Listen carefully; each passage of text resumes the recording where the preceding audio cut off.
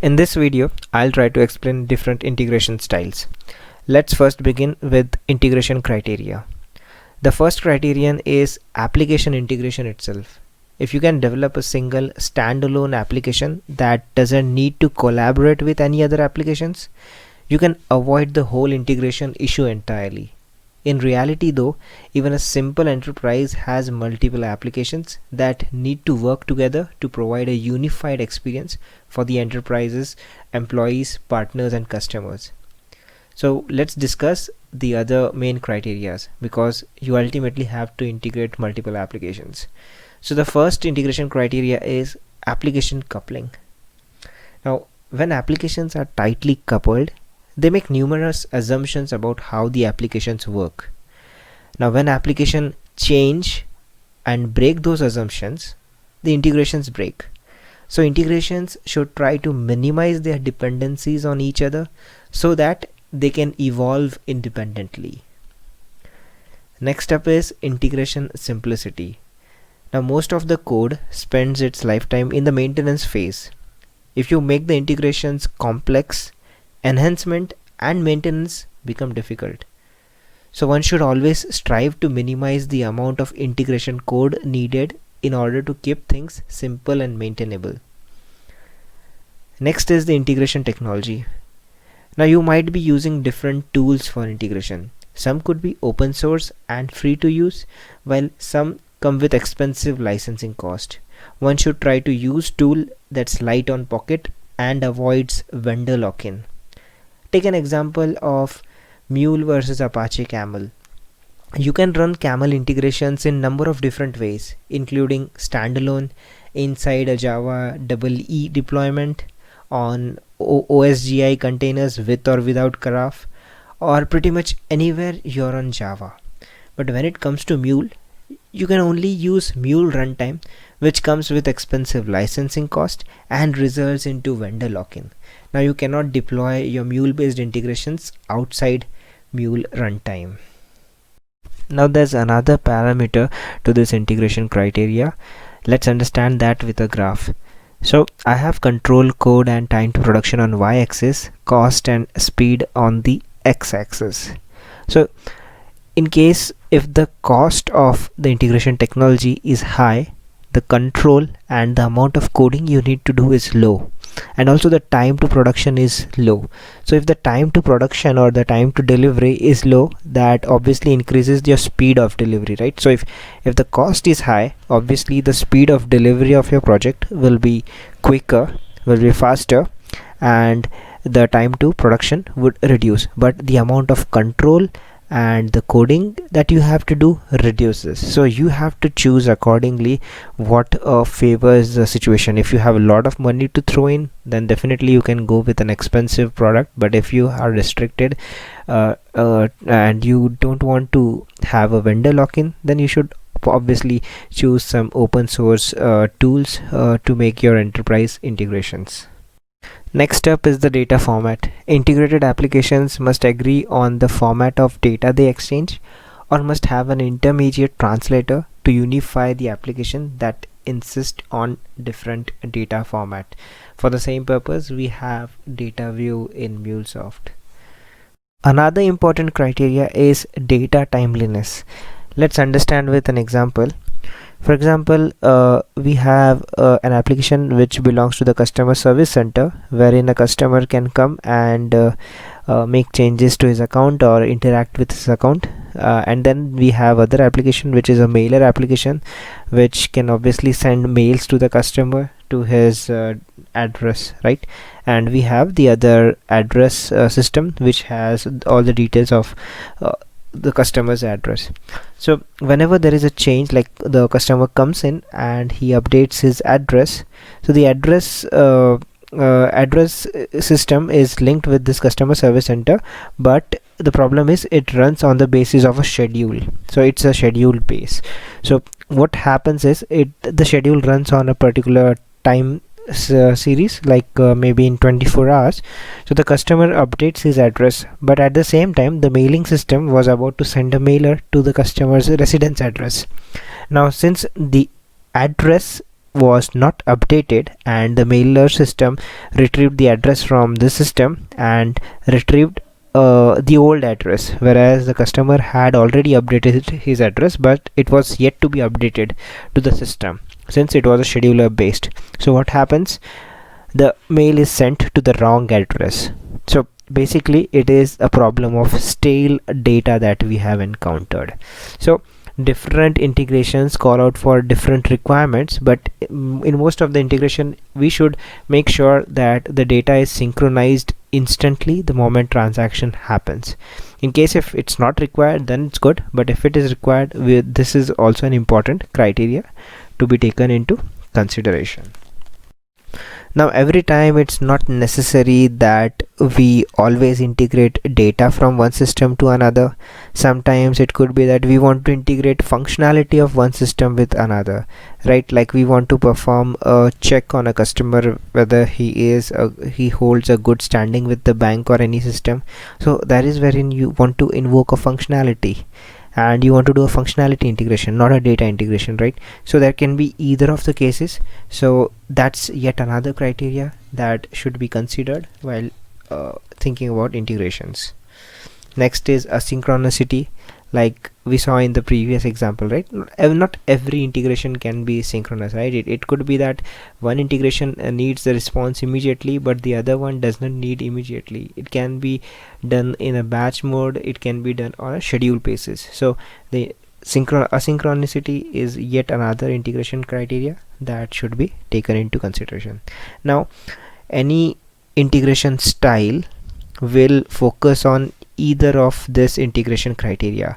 So some integration style might serve few of them very well, but few of them very badly, right? None of the integration style would serve all of this integration criteria perfectly, and that's the reason we have multiple styles. So each one of them has its own set of pros and cons, and they satisfy some of the criterias and do not satisfy some of the criteria. So depending on that criterias which would take precedence, we should select the integration styles. So let's understand the integration styles in the next slide.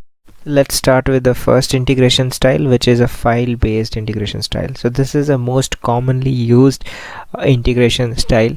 We have an application A which exports the data into a file, and that exported data is being used by application B. So there would hardly be any case where the exported data is as per the expectation of application B. So we would basically have an integration layer in between that would transform the data from a format of application A to the format of application B. Maybe A exports a fixed width data, an NFFT file, and that has to be converted into XML, and that moves on to application B. So that is how the file based integration works. Now let's understand a few pros and cons of this particular style. Now this is the simplest style for the reason that FTP and SFTP protocols are used to read the file at a remote location, and that comes out of the box in many languages or integration tools. So it's pretty much simple. Then it gives an highest level of abstraction, because application B need not know about application A, or even the integration layer does not need to know about the application A.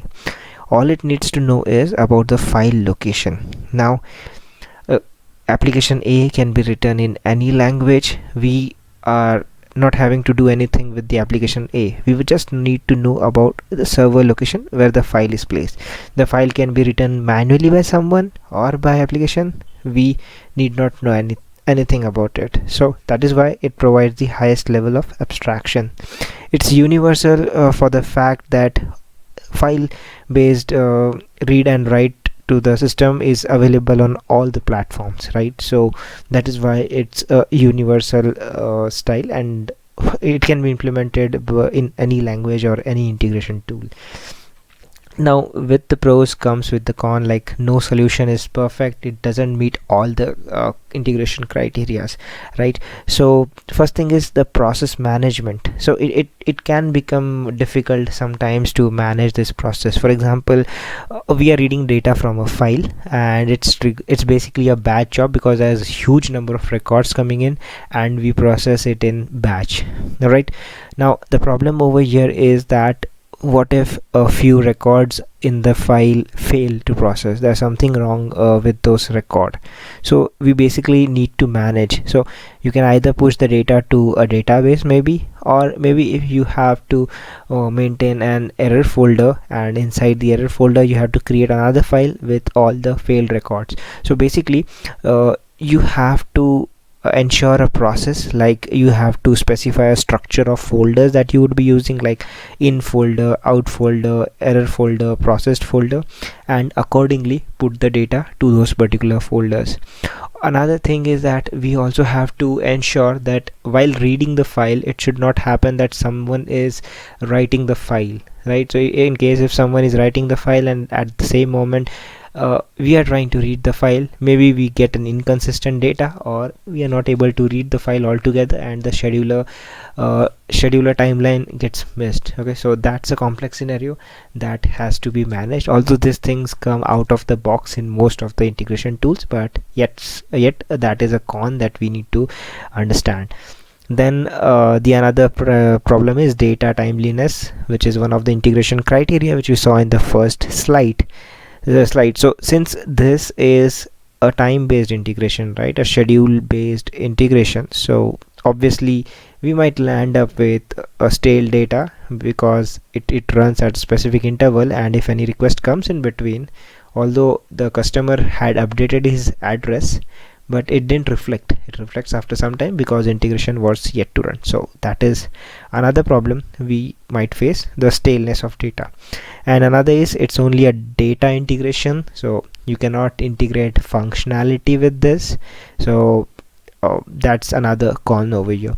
So if there is more frequent inflow of data and it has to be updated quickly, then file based integration is not the right option. Also, if it is if you want a functionality integration, again this is not the right choice to have.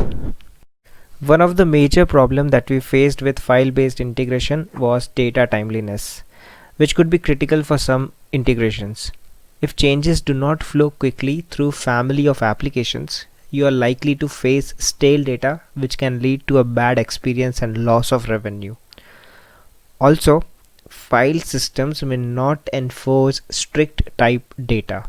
For example, one may add string instead of numeric values or special characters and so on. So this may lead to badly typed data. So these problems might seem subtle but can cause a huge revenue loss. To solve these problems of file based integration, we need to have a central agreed upon data store that all of the applications can share, so that any of them can have access to any shared data whenever they need it. And we achieve this integrating applications by having a shared database. So the pros are much similar to that of file based integration. It's only that now we are solving the first problem, which was the timeliness of the data. Other than that, we have the same abstraction, like application A need not know about application B or C, no matter which platform or which technology they have been coded in. And decoupling, obviously if application A is independent of other application, it can freely evolve on its own, right? So we have decoupled. And universal, like almost all platform support database connectivity, right? They can communicate with database. So it's pretty much similar to a file based integration. It's only thing that it's resolving the problem of data timeliness, and it's both of them are just doing the data integration. Now let's come to the cons. Now the first con is unified schema. Now since there are multiple applications, right, and the applications are owned by multiple teams, so they might have different schemas. So to share a single database among all the three applications, coming to a unified schema can be a tedious task to do, right? So the unified schema creation is a difficult task and can be considered as one of the cons. Next is the data ownership. Now the data ownership lies with multiple applications, right? So there could be situation when application B has to change some data in the data store, because the data or the owner of that particular field or data is the application B. So if there is an utter requirement to change that field, or maybe the name or the type or maybe the schema itself, then application A and application C also get affected because they are sharing the same data store, right? So that's another problem, that the data ownership, since it lies among all the teams, it could be sometimes difficult and might cause some issue, and all the three applications might get affected. Next is the performance. Now it could be possible that all the three applications are spread across different geographical locations, right? So in that case, having a shared database might create some issues, because maybe the shared database is close to application A's geographical location but far away from B and C, so that might cause a latency issue, right? And other than that, it could also be possible that application A is reading the data and also B or C wants to read the data, or maybe application A is writing the data and B and C wants to read the data. So maybe that could cause a lock-in issue, because while writing the data, A would lock that particular row and B and C might not be able to access it, and they might be waiting. So there could be locking issues. And also other thing, if this is a shared data, it's obvious that this will be a distributed database. It won't lie in the same geographical location, but it will be distributed. Or maybe there could be a database sharding implemented, right?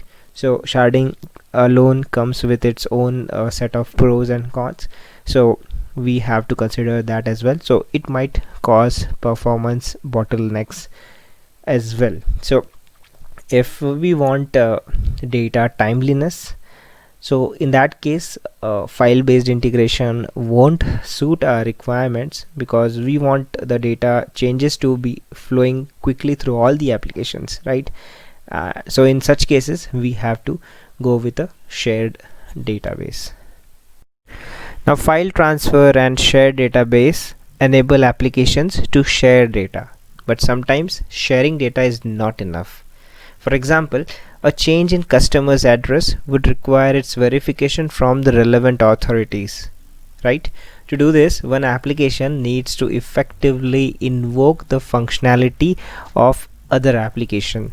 To facilitate this, application would require to know far too much about the other application.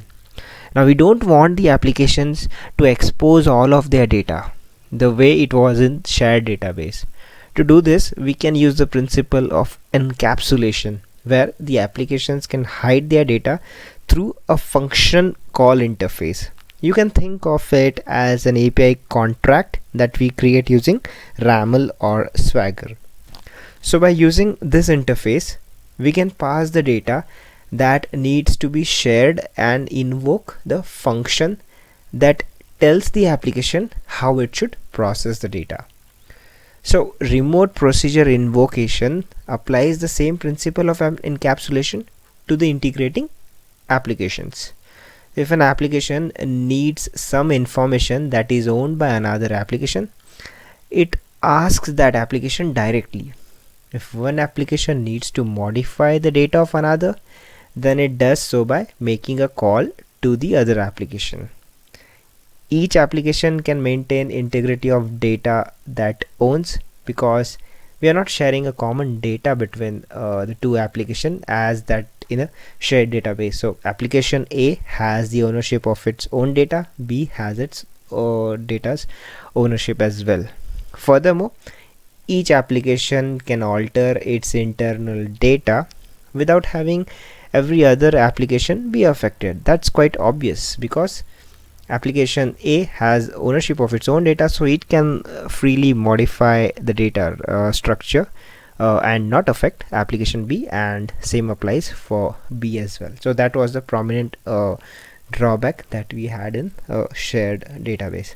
Now there are number of remote procedure call approaches, like for example REST, which is quite popular, SOAP, RMI over IIOP, Corba, and gRPC, which uses protocol buffers to communicate. So those are the common remote procedure invocation approaches. Now, as any other integration style, even this comes with its own set of pros and cons. So the first pro that we are discussing for a long time now is data encapsulation and ownership, right? So we use a functional call interface to call the other application, and each of the application has its own ownership. So the all of them are resistant to the changes happening at other applications data, right? Data in the sense the structure of their data. Now external integration, like we can easily integrate external application, because most of them have the REST APIs exposed, and we can also invoke functionality. So maybe we can add a factor of reusability over here, like we can keep on reusing the functionality of multiple application. So those are some of the pros of remote procedure invocation. Now coming to the cons. Now one of the major advantages of the first two styles were the loose coupling, right? Application A doesn't need to know about application B in the first two cases, right? But in this case, application A needs to know about application B. Think if application B is down at the first place, right? So application A cannot fulfill its task, right? So there is obviously a tight coupling between A and B. It does not facilitate asynchronous communication. If you want to get the functionality using RPC, it's a connection based, so we usually wait for the response. So async communication is not possible in this. And a broadcast pattern, for example, if there is a fan out scenario wherein the data changes at application A and it has to be notified to multiple system, it should ripple among, it should have a ripple effect to other system.